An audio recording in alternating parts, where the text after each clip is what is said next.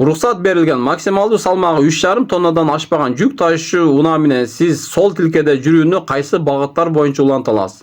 Азыр бул жерде калктуу конуштун ичиндеги кесилиш экени көрсөтүлүп атат. Ортодогу үзүлбөгөн сызыктын оң тарабында 2 тилке бар экен.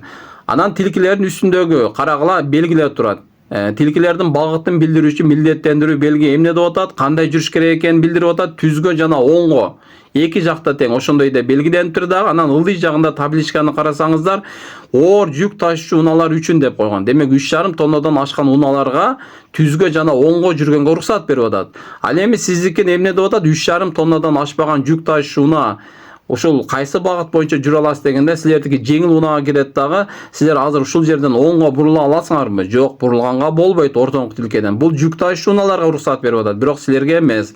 Ошондо силер кайсы багытта жүрө аласыңар дегенде, эгер түзгө жүрүш керек болсо түзгө жүргөнгө болот, солго жүрсө болобу? Болот, артка кайрылса да болот. Ошондо сиздер түзгө, солго жана артка жүрсөңүздөр боло берет. Ошондо туура жооп кандай экен?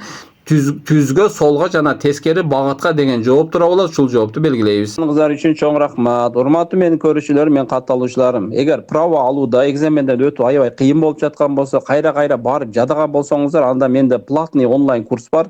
Үйдө эле отуруп даярдансаңыздар болот. Мен онлайн курсунда окугандардан азыркы кезде 670тен ашык окуучум өз күчү менен өтүштү. Сиздер да өтөсүздөр. Ал үчүн менин ошо профилим астында WhatsApp группанын ссылкасы коюлду. Ошол ссылка аркылуу кирсеңиздер, мен онлайн курс боюнча толук маалыматтарды беремин.